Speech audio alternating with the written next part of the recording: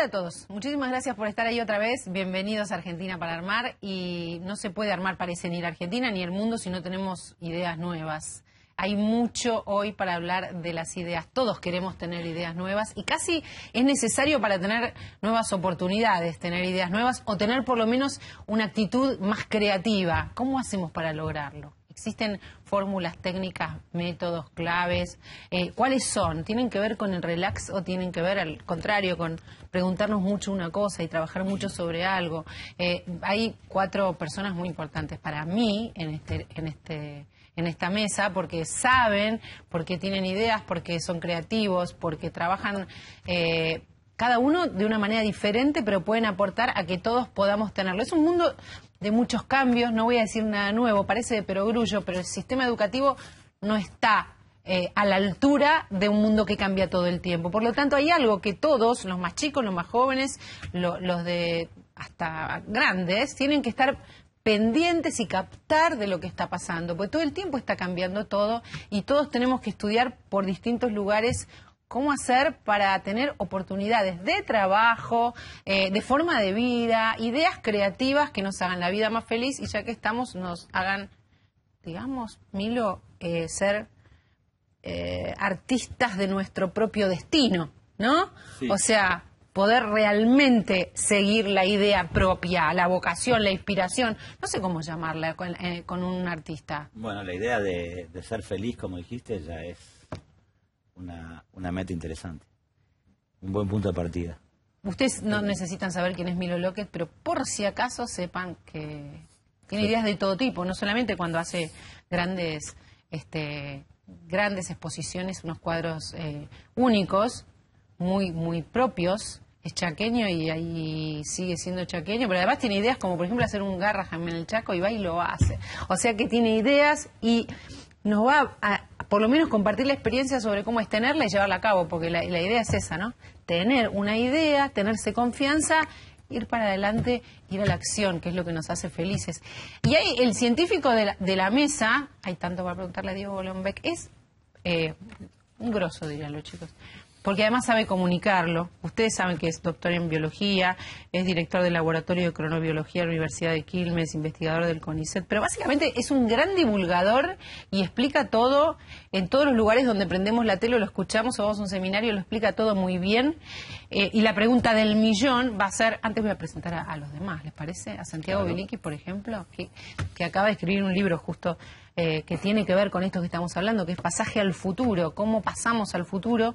Es tecnólogo, es emprendedor, sabe una bocha. Y dejé para el final a alguien que siempre quise conocer, que es Carlitos Bassetti, porque nada, la vida no nos juntó, pero los dos sabemos de los dos, y hoy, además de creativo, publicitario, con un background gigantesco, está empezando una nueva agencia que es Carlos y Darío, ¿no? Carlitos y Darío. Carlos y Darío parece el nombre de una peluquería de barrio, ¿no? Sí. Pero es una agencia de publicidad. Pero está bien. Después igual hacemos color, hacen pintura, todos. hacen pintura. Tengo como no. Siempre hay una solución creativa para todos. Un publicitario es clave en esta mesa, porque de verdad tiene un modo de pensar las cosas que nos va a ayudar a todos a seguir pensando. La idea es que sigamos pensando. La pregunta del millón, Diego, es biológicamente, ¿hay quienes están más predispuestos para tener ideas o todos los que nos están mirando pueden tener grandes ideas? Seguro que todos los que nos están mirando y los que estamos sentados podemos tener grandes ideas. Bueno. Es algo bastante nuevo hablar de una ciencia de las ideas. Es viejo, pero ahora tiene una nueva óptica. En el periodo entre guerras, toda la psicología gestáltica, incluso después de la Segunda Guerra renació un poquito, desde la psicología tratar de entender de dónde vienen las ideas, de dónde viene el pensamiento original, el pensamiento divergente, te presentan un problema y poder tener una solución distinta. Pues eso cayó un poco en el olvido, y ahora que sabemos más sobre el cerebro, puedes enfocar la pregunta desde otro lado. ¿Por qué el cerebro a veces tiene ideas y a veces tiene ideas originales? ¿Las podés fomentar? ¿Vienen de la nada? ¿Hay inspiración? ¿Existe eso que se llama inspiración? Que un día se levanta Milo y hace un cuadro totalmente diferente. Según la neurociencia, no. No existe esa cosa repentina. Viene de mucho laburo. La inspiración, decís. Sí. Igual dejamos algo pendiente, porque por lo menos a mí me ha pasado Se están riendo todos. Yo pienso eso.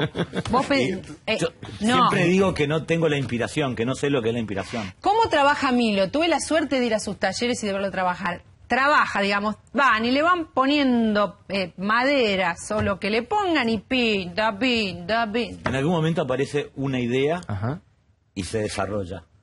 Pero previa a esa idea, a lo mejor hay cientos de ideas que quedan en el camino.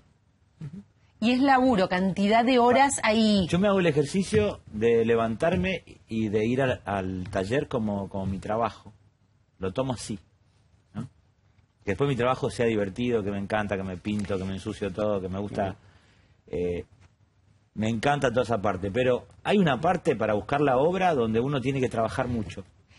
Apuntamos este tip, pero quiero por Contrera nomás, decirte que hay momentos, esto de que uno va almacenando en el inconsciente cosas y de verdad lo que llamamos inspiración o el genio... No sé, en algún momento sale algo que estaba adentro. No es repentino, como bien dijiste. Tiene un trabajo previo. Tiene muchísimo trabajo previo, consciente e inconsciente. Pero aparece en cualquier momento, mucho tiempo después. Tenés un montón de ejemplos. Un tipo se despertó y hizo el gran descubrimiento de su vida. Sí, después de trabajar 20 años en eso, y tuvo esa inspiración por esos 20 años. No hay ejemplos, al menos en la historia de la ciencia, de algo tan repentino. Viene de haber trabajado, de haberte quemado las pestañas, y por ahí sí soñaste algo. Soñaste una cosa que es totalmente novedosa, pero no la soñaste porque sí, la soñaste porque venías pensando en eso y trabajando en eso. Yo creo, María Laura, agregando desde una óptica un poco distinta, que también es interesante pensar los factores inhibidores de la creatividad. Creo que el principal factor inhibidor de la creatividad es el temor al fracaso. Y eso es interesante, no sé si se ha hecho algún estudio, pero hay culturas que manejan muy diferente el fracaso. Hay culturas que lo condenan muy fuertemente, como creo que es la cultura argentina, y hay culturas donde el fracaso, en la medida en que uno haya trabajado duro y haya trabajado honestamente, no habla mal de una persona haber fracasado. En la práctica vivimos en una cultura muy dura con el fracaso, donde el que fracasa es un fracasado, o sea, el fracaso te define en cierto sentido, y eso nos vuelve muy aversos al riesgo, porque nadie quiere quedar estigmatizado como alguien que fracasa. Con lo cual, eso es un error, entonces, porque inhibe. Completamente, y la consigna más sencilla sería decir, perderle el miedo al fracaso.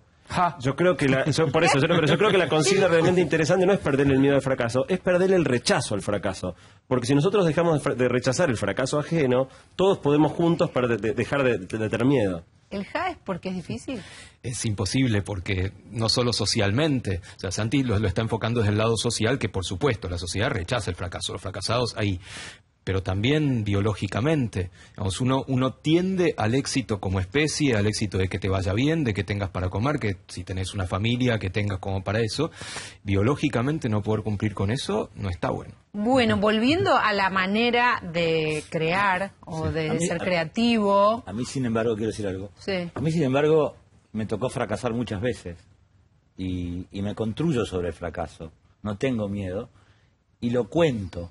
Cada vez que puedo contar los fracasos, los cuento. Porque los fracasos son un crecimiento, son oportunidad para revisar esa idea que te llevó al fracaso o esa idea que te abre el éxito. ¿No? Estamos todos de acuerdo. Pero viste que hay algo muy fuerte que es cultural. Sí, ¿no? pero igual cuando me toca hablar, por ejemplo, por ahí que me invitan a una universidad de arte, yo cuento estas cosas, cuento del fracaso, hablo sobre el fracaso, sobre perder el miedo. Porque si no es como contar un cuento de hadas, algo muy lindo que no sucede en la vida. Necesito hablar con Bachetti por lo siguiente. Porque para tener una buena idea hay que estar en una frecuencia con lo que está pasando. O sea, tener un oído, un sentido, o todos, con lo que está pasando en el mundo, ¿no? Tiene que ver con lo social, lo cultural. Bueno, es así, exactamente así. Yo el fracaso como concepto para mí es como muy inspirador también. Pues yo trabajo haciendo ideas para comerciales y siempre tengo esa sensación de que sentarme frente a la hoja en blanco acá van a descubrir que soy un choto con suerte, ¿entendés? Y que hasta ahora he venido zafando. Y cuando la resolvés decís, zafé, pero la próxima me agarran. Me da la sensación que uno ahí genera como trucos. Yo pienso, viste, los hombres no envejecen, son como echan panza y saben trucos, nada más, y con eso pueden vivir escondidos o no, con gran cantidad de tiempo. Pero a mí me da la sensación que tiene que ver la creatividad con el poder de observación y el poder de asociación. O sea, no se construye sobre la nada no, eso es un pensamiento humano nada más. Y me parece que hay un solo gran tema, ya lo dijo Borges, ¿no? Que es el amor. Después todos son puntos de vista, de observaciones y de cómo unís palabras, cómo unís sonidos, ahí nace un tema, y cómo unís colores y ahí nace una pintura. No es que hay una inspiración, un momento de inspiración, hay un trabajo permanente de observación que te permite asociar. Exactamente, y ahí empezás a generar cosas nuevas. Y este miedo bueno, pero el tema es ser sensible a la observación. Viste que a veces uno como que no lo... Yo recuerdo haber leído La flecha en el azul de Arthur Koestler, ¿no? Que es, claro. este filósofo húngaro, ¿no? Donde él decía que él sentía que el problema que tenía con la vida es que la vida es como un tren y que vos podés ver las vías y poder ver las próximas estaciones. Entonces te casás, tenés hijos, te separás, mujer nueva, estudiás, te recibís, trabajo. Y lo que él hacía, decía que esas cosas lo que te quitaban era el poder de la inquietud. Entonces saltaba el tren, literalmente. Una vida de mierda, porque la verdad es que es muy sufridora, ¿no? Sí. Pero faltándole pocas materias para recibirse, abandona la facultad y no hay trenes, y no hay vías, y no hay estaciones. Y frente a eso, la sensibilidad de la observación del mundo era completamente distinta y lo transformó en la persona que es. Yo lo que intento todo el tiempo es ser mucho más sensible en la observación. La observación tiene, a ver, vamos al científico, ¿no? Porque seguramente es como clave observar, estar muy conectado, estar atento. Sí, pero lo loco es que esa observación no tiene nada de objetivo. Lo que se sabe también desde hace unos años es que uno piensa que el mundo es lo que es, y no, es lo que los sentidos te dicen. Y los sentidos son truchos, inventan cosas todo el tiempo, agregan cosas al mundo y le roban cosas al mundo. Y nosotros las tenemos que arreglar con eso que nos están truchando los sentidos permanentemente. Hay que saber separar en algún momento pero ¿qué estoy viendo, qué estoy sintiendo? ¿Cómo hacemos para distinguirlos, los sentidos? Es muy difícil, hay experimentos para mostrarlo sobre papel o lo que fuera, pero es muy difícil, convivís con eso, convivís permanentemente con cosas que no hay. Por ejemplo, cuando te pones las medias a la mañana, ¿sí? Y después te olvidás. No te olvidás de que tenés medias puestas, sino que los sentidos dejan de decirle al cerebro hay algo que te está tocando el pie. Y así es un ejemplo literal que te pasa permanentemente. Esa observación no es objetiva. Para eso nosotros creamos las cross. Claro. Tampoco hay información que tenemos que tener siempre presente, pero seguramente olvidamos quizás lo que nos duele. En principio lo que el cerebro decide que es irrelevante. Por ejemplo, te están tocando medias y no me importa, vas a estar con medias todo el día. Y después con respecto a la emocionalidad de la información también hay una selección. De qué guardás y que tenés a flor de piel y qué mejor te guardás muy guardadito así como un tesoro en el fondo.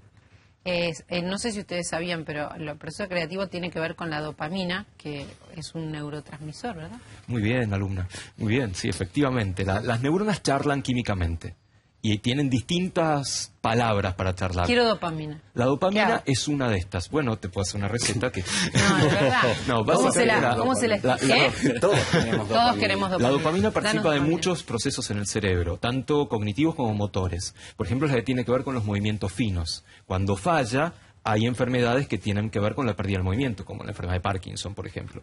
Pero además de eso, tiene que ver con los circuitos de recompensa y del placer del cerebro.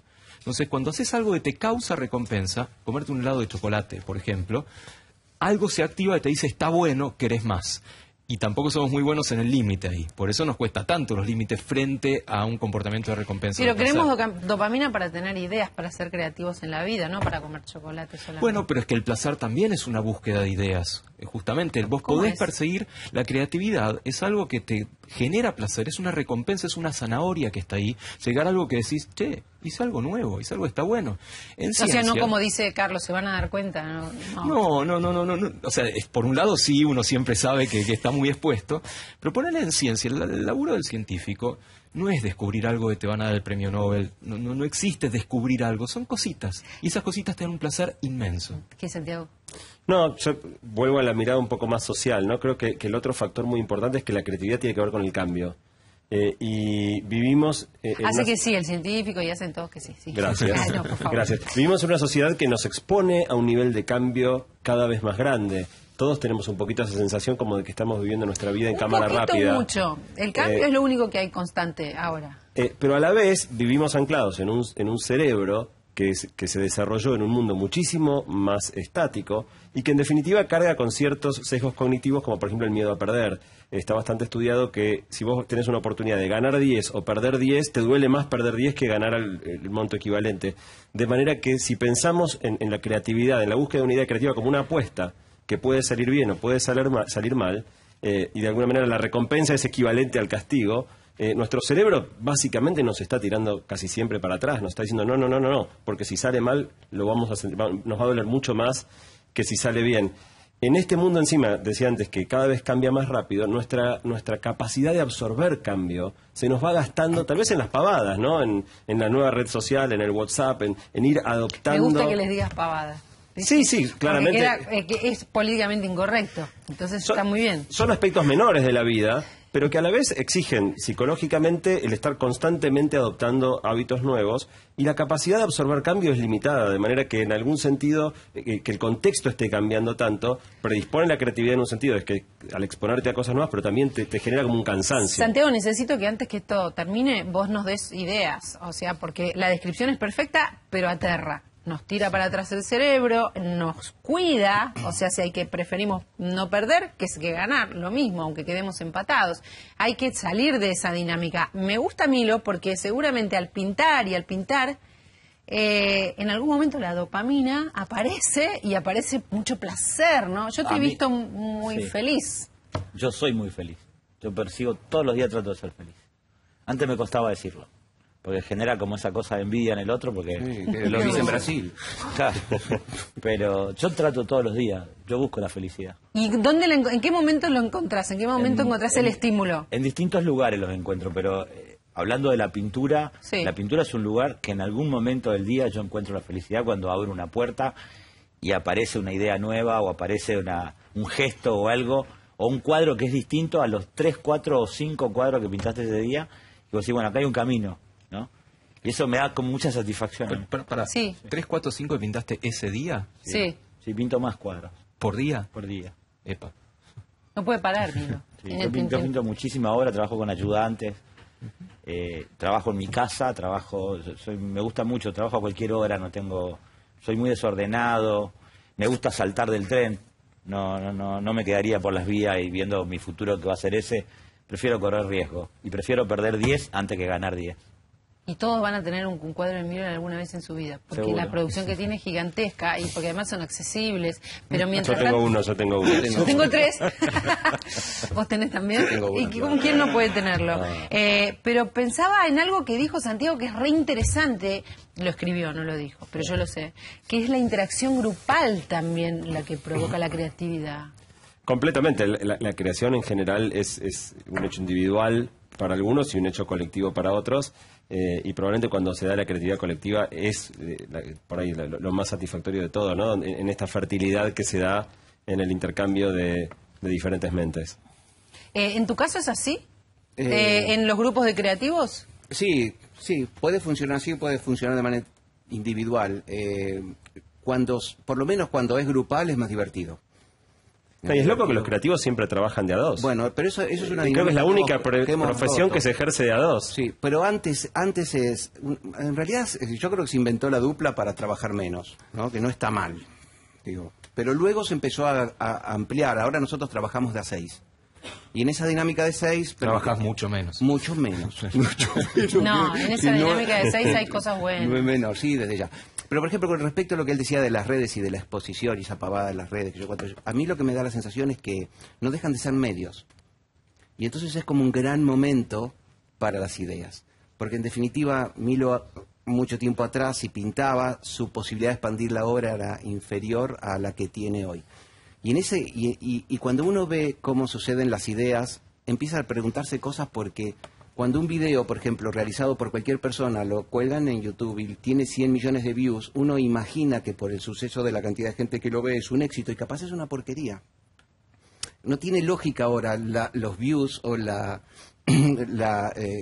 transportación de ideas con respecto a qué es bueno y qué es malo. Capaz la pregunta de qué es bueno y qué es malo ya murió. Muere con las redes sociales también. Y la verdad que puede convocar una idea que para uno es genial o es una tontería, pero la posibilidad de la masificación nos da la posibilidad de seguir generando ideas todo el tiempo, y ese es el reto. Pero vos tenés un desafío que tienen otras profesiones también la tiene el periodismo, por ejemplo, que es generar empatía. Sí. Y para eso tenés que estar atento a lo que la gente necesita para tener empatía, que, como decía Santiago, cambia todo el tiempo, ¿no? Es exactamente. Ese cambio es lo que te obliga, como hablábamos recién, el tema de la observación. A mí me pasaba algo bastante cuando te escuchaba hablar, que no sé si es nuevo o no, pero no sé cómo funciona realmente, pero tuve la sensación que los grandes cambios que se han venido en algunas ciencias y sobre todo en comunicación provienen de chicos muy jóvenes que no tienen tanto tiempo de tener información en la cabeza y cómo yo utilizarla como trucos, ¿no? Y de pronto aparecen los creadores sobre todo en redes sociales o de cosas que tienen muy poquita edad y que revolucionan completamente el mundo. Parecería que también portar menos información te da la libertad de pensar un poco mejor, ¿no? Es como, capaz la información a veces fanatiza, ¿no? Como los chicos, ¿no? Los chicos que son más libres para todo. Por ahí cuando hay demasiada información condiciona mucho, aparece más el prejuicio del pensamiento. ¿Habrá algo de juego en los chicos haciendo esto? ¿Habrá algo de juego que les da más libertad como para...? Sí, me imagino que sí. El juego es la gran base de la creación. El juego. Sí, y los chicos que no tienen tampoco tanto prejuicio se permiten jugar mucho más. ¿Y vos de dónde absorbes? ¿Estás atento a los chicos? Porque porque con Milo sé que los chicos lo inspiran, ¿no? Y ahora va a hablar de eso, pero ¿estás atento a qué piensa? ¿Cómo hace un creativo, digamos, en este momento? ¿A qué está atento? ¿A qué generación? Más allá de que haya un producto en particular. ¿Cómo? Yo tengo mucha observación sobre los chicos. De hecho, para mí el gran problema es la educación. Lo nombraste y me parece que la mayor distancia, y creo que siempre va a ser el problema, es que los cambios van en una velocidad que la educación no puede ser. Lo hablábamos un poco antes sobre la educación. Cuando uno va al colegio y ve lo que tienen que estudiar los hijos, se quiere matar. Digo, y cuando ve los cambios en el mundo que tiene que ver Finlandia, lo que está haciendo con la educación es maravilloso, hasta Japón inclusive. Siempre mi observación está puesta sobre los chicos. Por eso... tengo como una edad mental de 8 años, pero porque me identifico con ellos, sobre todo con, como decía Milo, yo no aprendo del fracaso, pero no me importa el fracaso en realidad. Claro. O sea, y si hay algo que sé de Milo es eso, que los chicos te inspiran y que trabajas mucho con los chicos pintando, dibujando en distintos lugares. Sí, lo que tiene interesante cuando dibujas con un chico, por ejemplo, tiene una libertad para dibujar, no tiene una condición de agradar. Exacto. ¿Viste? O sea, para hacerlo gráfico, un elefante ellos lo ven con 7 patas y es flaco. ¿Entendés? En su fantasía es así. ¿Viste? No tiene ese concepto. No, el elefante es gris, es gordito, tiene la oreja grande, redondita, tiene una cola chiquita. No, es como ellos lo quieren ver. Total. Después se va modificando a medida que van creciendo, ¿viste? No es lo mismo un dibujo de 4 años que de 7. ¿Viste? Total. Tiene otro contexto. Me acuerdo de una carta que le escribía una chica a Dios en unas navidades pasadas donde le preguntaba, ¿realmente pensaste así la jirafa o fue un error? Es genial. Me pareció genial. Es genial. Es encantador. Y dice, claro. ¿Qué pasó? Bueno, está también la anécdota famosa de Ken Robinson en su charla TED, sí, donde dice que una nena está dibujando la cara de Dios y la maestra la interpela y le dice, no, nadie sabe cómo es la cara de Dios. Y ella le contesta, te vas a enterar en 5 minutos.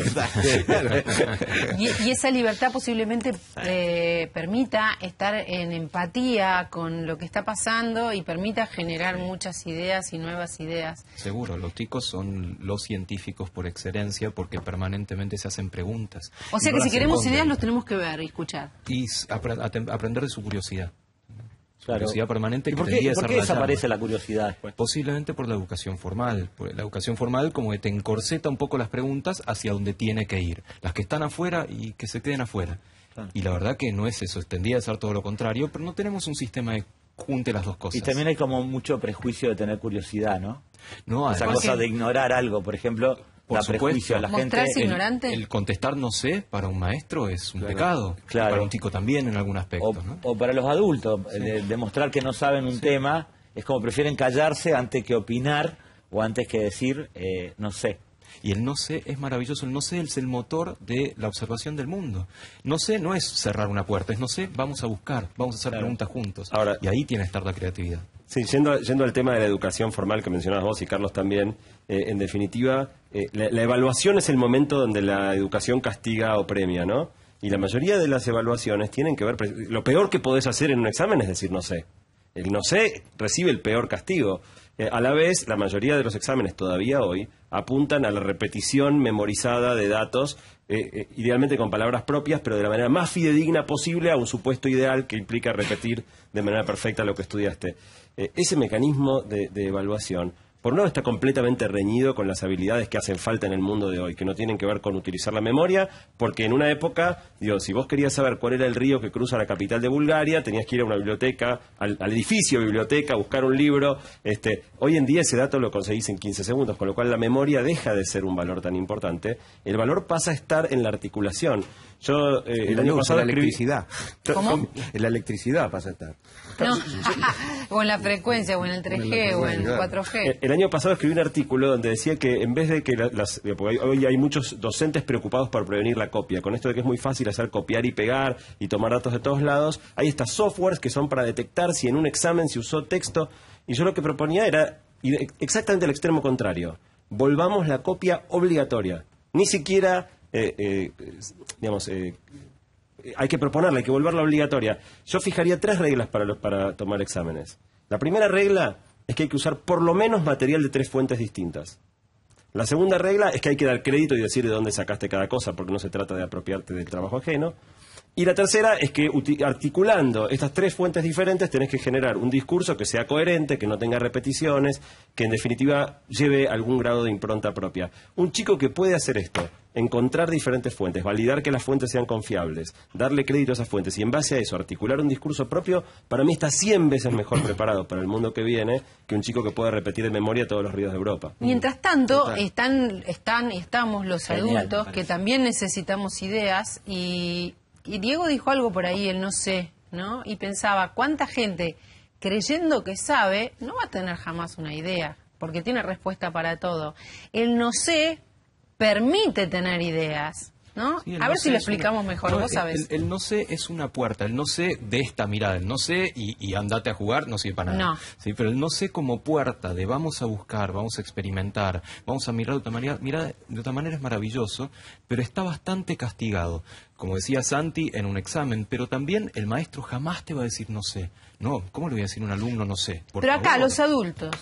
No, Los justamente, adultos. justamente, el no adulto sé también si le da esto mano. va a funcionar.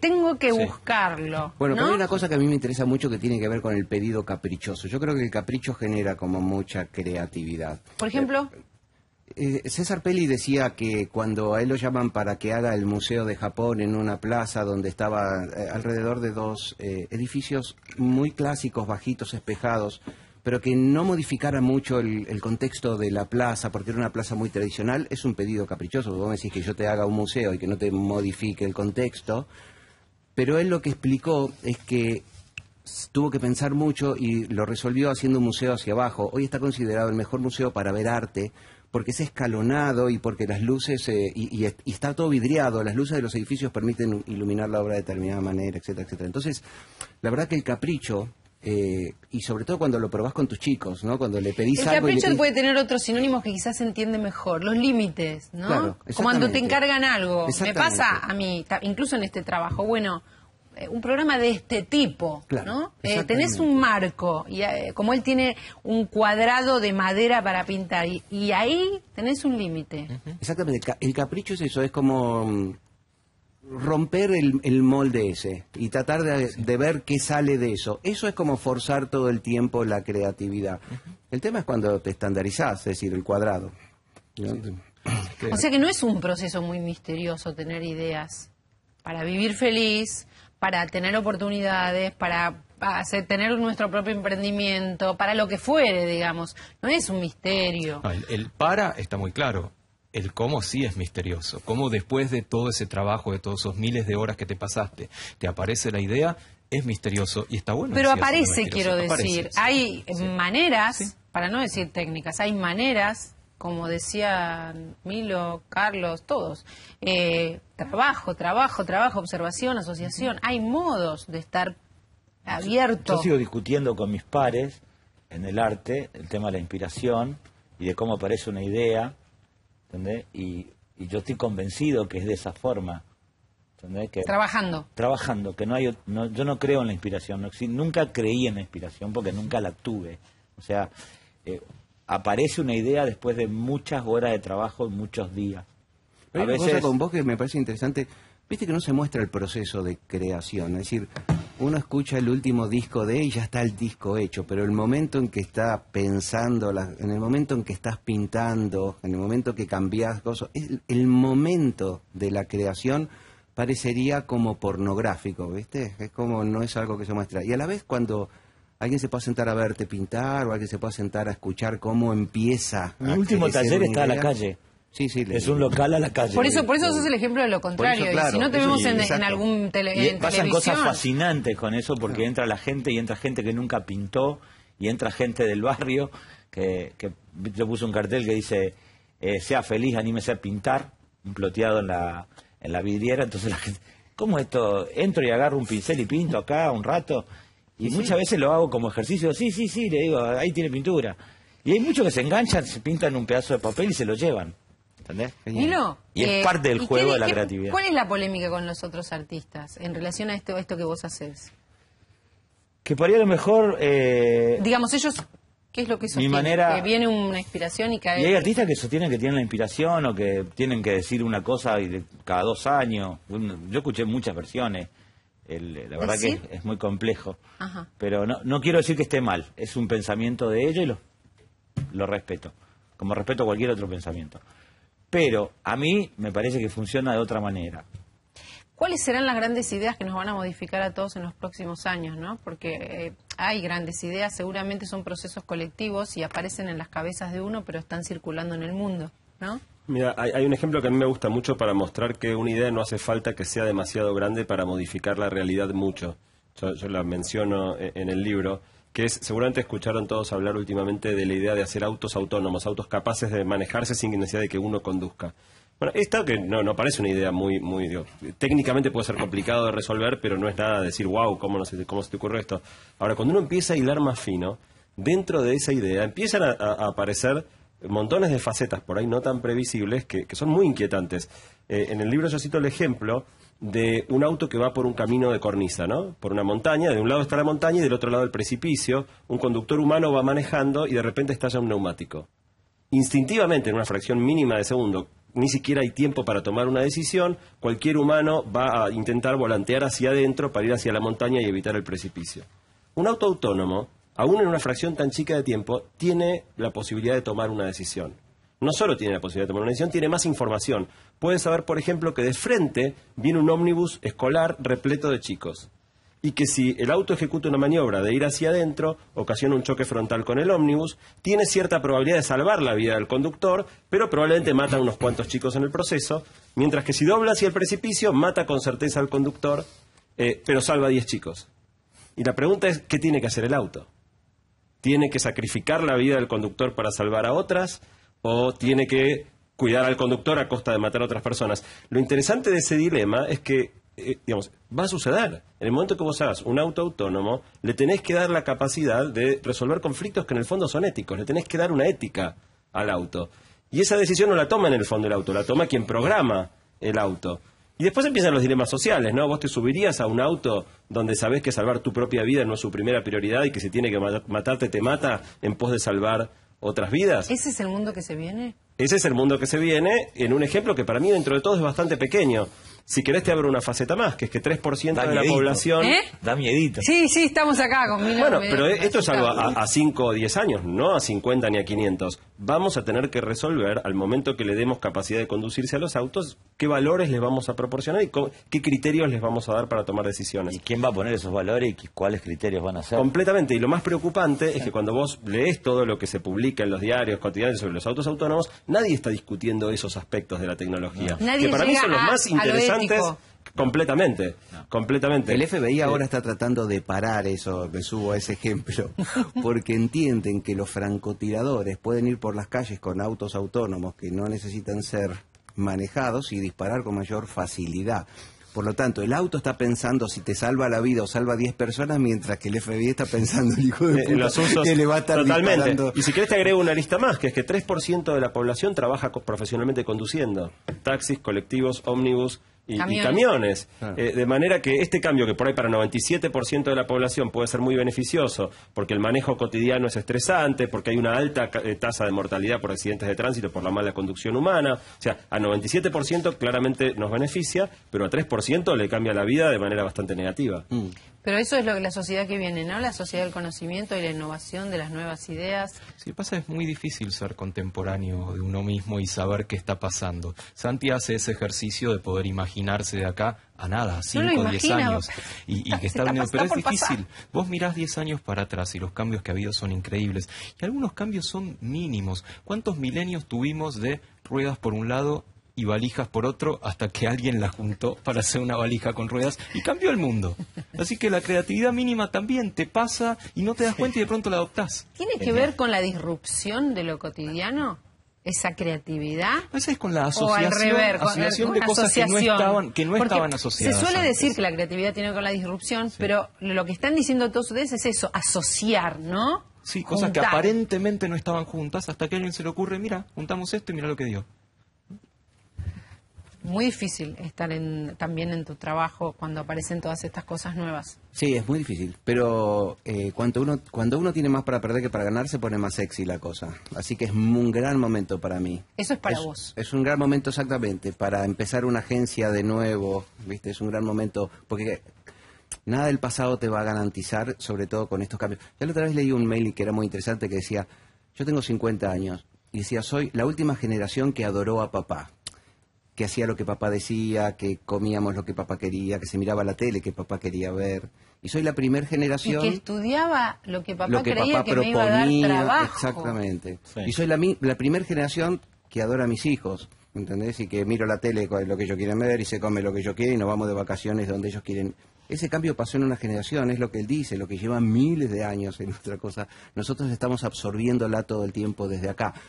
Así que me parece que en realidad es como un gran momento para pensar, un gran momento para pensar ideas y también es un gran momento para estar relajado, digo, porque si la conciencia de todo esto capaz puede producir no la anticreatividad justamente. Pero está bueno lo que contaste. A partir de... Hay gente que lo asocia con mayo de 68 y a partir de eso los chicos, los adolescentes, los rebeldes tienen el poder. ¿Cómo es? ¿Cómo te manejas con tus hijos vos? Con esto, la creatividad y también la posibilidad de que tengan nuevas oportunidades en este mundo en el que el trabajo ya no es tan fácil en relación a tener éxito.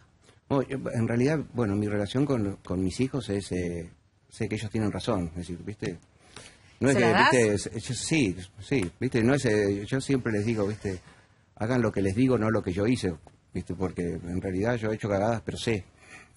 Entonces ellos tienen como que hacerlo, pero ellos son como mucho más sabios, tienen como una relación, lo siento, con el mundo que es como mucho más sabio que el que yo tenía.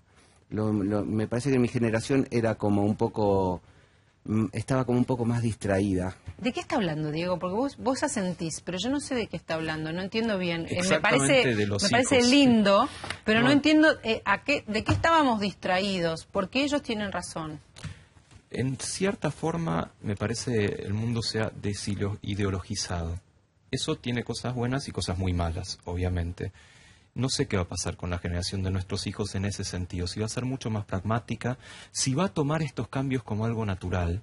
Y nosotros todavía nos sorprendemos de los cambios. Nosotros a nuestra edad, nuestros hijos ya no se sorprenden. Eso tiene cosas buenas y cosas malas. Es distinto. Déjame un ejemplo que estábamos hablándolo. Hace poco hubo un estudio sobre chicos de 14, 15 años a quienes llamaron los Evo por la evolución que llevan. Son como los X-Men, ¿no? Y tienen características que no tienen nada que ver con nosotros. Pero una de las cosas que más me llamó la atención es que su rebeldía no está en discutir con papá. De hecho, si para vos papá es importante que estudie, todo bien, pa. Pero se dan vuelta y hacen lo que quieren. Apagaron todas las alarmas por las cuales yo me puedo dar cuenta, para mí, qué está bien y qué está mal. Porque para ellos el que está bien o que está mal para mí carece completamente de valor. ¿No le importa No lo les que importa pensás? nada, pero nada de lo que pienso, gracias a Dios.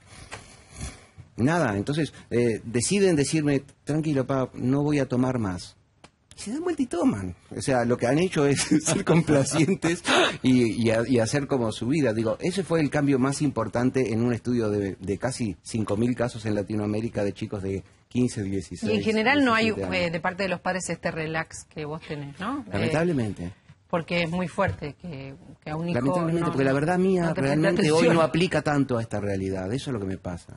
Sí, yo alguna vez escuché una definición de tecnología que decía que tecnología es aquello que no existía cuando vos naciste, ¿no? Y como tal, para nuestros padres la televisión, el televisor era un objeto tecnológico. Para nosotros era un electrodoméstico más, como una licuadora. Claro. Ahora, la computadora para nosotros fue un objeto tecnológico. Para nuestros hijos es una licuadora. Claro. Y para ellos ahora es tecnológico el teléfono inteligente, por decir algo. Y para sus hijos será una licuadora.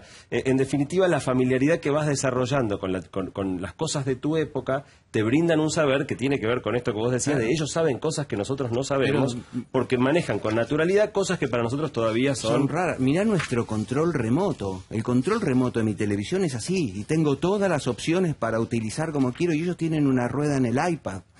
Y manejan más opciones que yo. O sea, la intuición, el cambio en ese ADN ha hecho que... O sea, yo soy en la educación ese control remoto. Entonces no aplico el iPad. Por eso me relajo, ¿entendés? Porque pues no Ahora, aplico el iPad. Me gustaría palmar esto con lo que decía Diego de la dificultad de los maestros para decir no sé. Porque tradicionalmente la autoridad del maestro provenía de dos grandes lugares. Uno era el miedo. Durante mucho tiempo incluso usaba el castigo físico, y investigando para el libro encontré cosas fascinantes, como que todavía en buena parte de los estados de Estados Unidos el castigo físico sigue siendo legal. Y es más, en muchos está regulado quién puede pegar, cuántas veces puede pegar, qué instrumentos puede hacer para pegar, aunque ya mayormente haya caído en desuso, pero no es ilegal en todos lados. Tan cerca estamos todavía de la época donde esto era común. Entonces, un pilar de la autoridad del maestro era el miedo, por castigo físico o por el miedo a... el segundo era la enorme asimetría de conocimiento entre un adulto que sabía muchísimo y un chico que no sabía nada.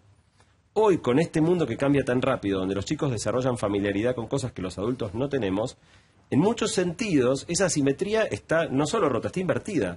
Hay muchas cosas de las cuales los chicos saben más que los maestros y los chicos lo saben. Claro. Entonces, en esta negación del maestro de decir no sé, hay un acto de hipocresía muy grande que los chicos descubren. Los chicos ven claramente que el maestro no está diciendo que no sabe donde no sabe. Cuando lo descubren, como dijo recién Carlos, ya no le creen más al maestro. Ya no le creen más. Los chicos ven esa hipocresía con claridad y eso es lo que está volviendo tan difícil el proceso educativo hoy, que es que estaba apoyado en dos grandes pilares. El miedo no está más, porque los chicos no le temen al maestro, no le temen al director, no le temen a las sanciones, ni le temen a los padres. Y tampoco está esta cuestión de la asimetría de este señor sabe un montón, así que yo lo escucho pasivamente porque de solo escucharlo voy a aprender muchísimo. Hay que hacer un Y del cortecito. éxito, perdón, y del A ver. éxito, ¿no? Porque dice, antes era, si vos estudiás seguramente te va a ir bien. Hoy los chicos no creen eso. Al no creer en eso... No creen porque no sucede. Porque no sucede, porque están más informados y porque pueden acceder a eso. Entonces, al no suceder eso, para ellos ese tipo de educación carece del valor que nosotros tratamos de que de que absorban. Esto fluye de una manera maravillosa, pero hay que hacer una pequeña pausa. Nos quedamos con esta idea de que, por lo menos como ejemplo, Milo cambia, rompe, abre la casa para pintar y se anima a cosas muy locas y es un hombre siempre inspirado. O Carlos, que siente que ante sus hijos no tiene razón. Son cosas nuevas de las que tenemos que aprender y hay más ejemplos, ahora nomás.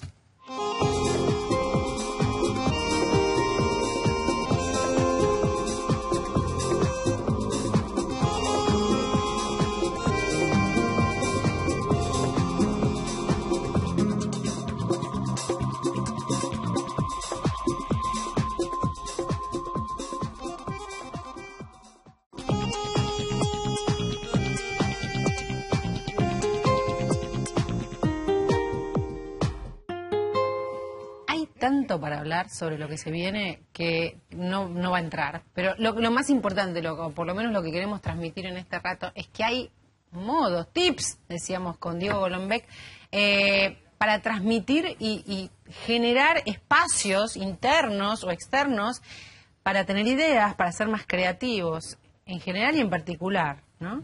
Primero te voy a hablar de anti-tips, porque hay una idea dando vueltas de que tenés que ejercitar la mente, ¿no? La gimnasia mental.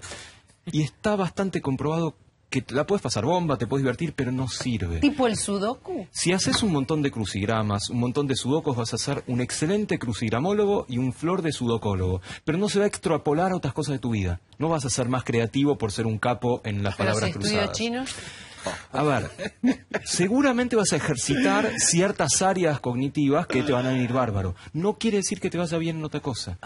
A la única cosa que está comprobada con números de que efectivamente hace que tu rendimiento cognitivo no decline con la edad, no es el sudoku, no son los crucigramas, es el ejercicio físico moderado.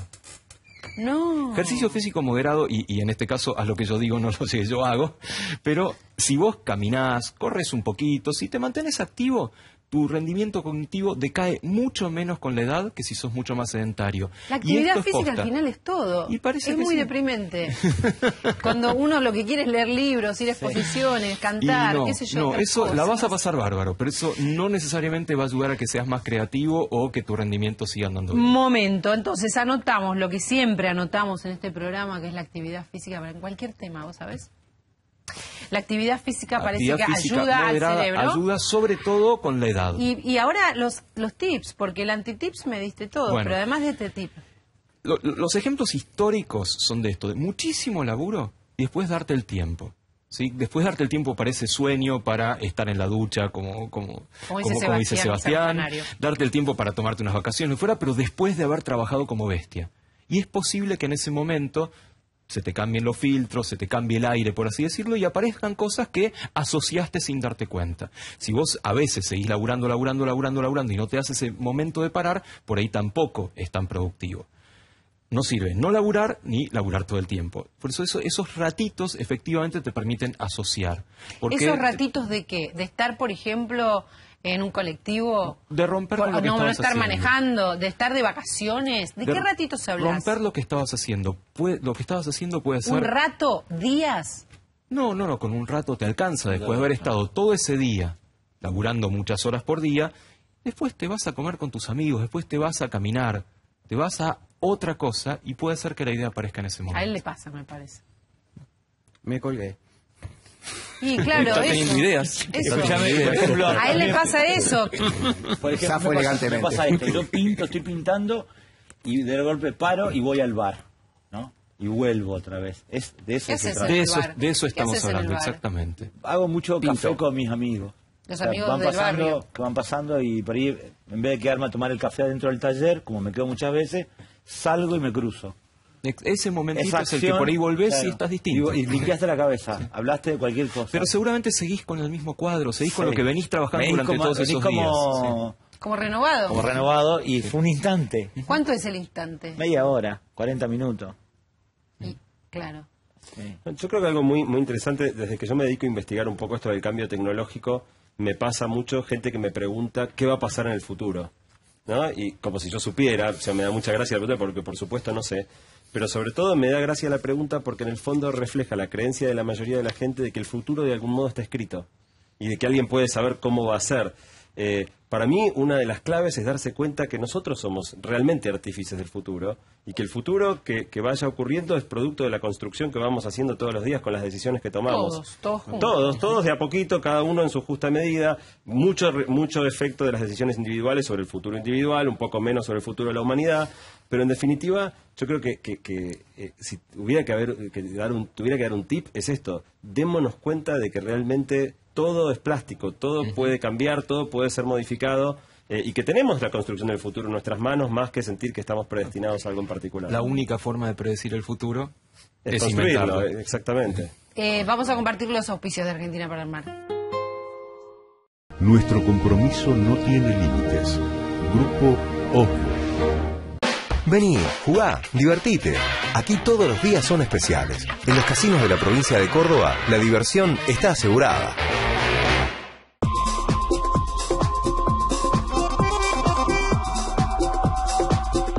Este verano no te pierdas Buenos Aires Playa, gratis de martes a domingo en Parque de los Niños y Parque Indoamericano. En la ciudad todos los días hay algo para que disfrutes cerca, gratis y al aire libre. Buenos Aires Ciudad, en todo estás vos. Si pensás en un seguro para vos, pensás en nosotros. San Cristóbal Seguros, tu compañía. Crecer es brindar oportunidades. Crecer es motivar el desarrollo de la gente. Crecer es promover la cultura y el deporte. Queremos seguir creciendo junto a vos. Banco Ciudad te quiere ver crecer. 0822-20400. bancociudad.com.ar.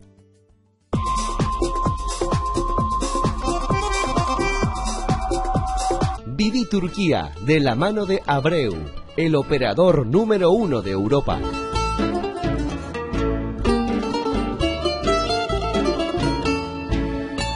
Legislatura de la Ciudad Autónoma de Buenos Aires. Monumento Histórico Nacional. Tu voz en la ciudad.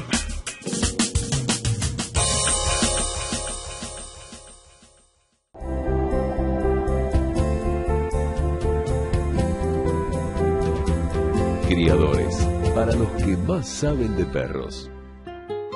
Es muy difícil lo que explicó también Santiago, lo explicó excelentemente bien. Es muy difícil aceptar que todo va a cambiar, que todas nuestras certezas van a dejar de serlo y que hay que relajarse y vivir así, sabiendo que lo que hoy decimos posiblemente sea otra cosa mañana. Muy difícil.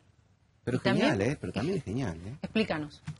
¿Por qué es genial? Porque yo tengo la sensación de que cada vez que empezás un libro nuevo, esa cosa que te sucede frente al libro nuevo, si me va a gustar, si no me va a gustar, si me engancho la primera hoja, si no me engancho, de cuánto, te genera como un algo que el libro viejo no te lo genera. Es como mucho más divertido poner los platitos arriba del palo que mantenerlos todo el tiempo girando.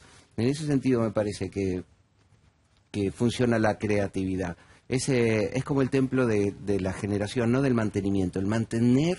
El mantener, creo que la idea de mantener es igual a agobiante. ¿El mantener qué? El mantener las ideas, los pensamientos, las estructuras, las empresas, creencias, la religión. Trabajos. El mantener, el tratar de estar justificando. Hay grietas por todos lados y te aferrás a ciertas cosas. Te agarras fuerte. Hasta que en un momento decís, es verdad, ¿viste? Ya no estoy más de acuerdo con esto y voy, ¿viste?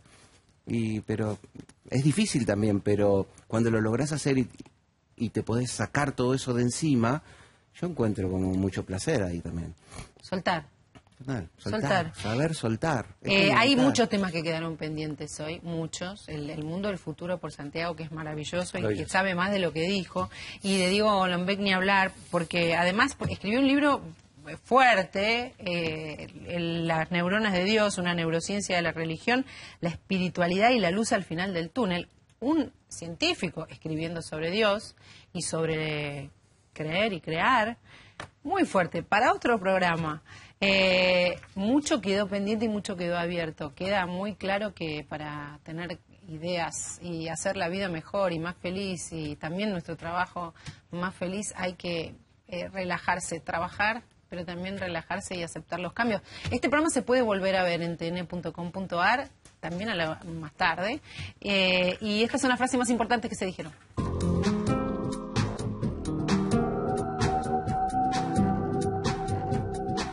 Todos podemos tener grandes ideas. Según la neurociencia, la inspiración no aparece de pronto. Hay mucho trabajo previo. Lo genial no es repentino. La creatividad tiene que ver con el poder de observación y asociación. Es importante tener sensibilidad en la observación.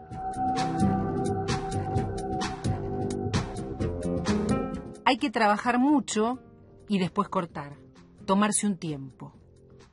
Parar permite que se den asociaciones y que aparezca la idea.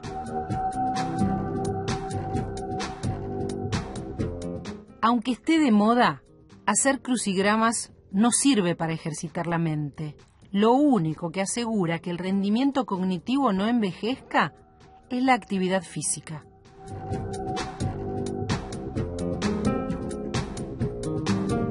Generar ideas tiene que ver con el cambio.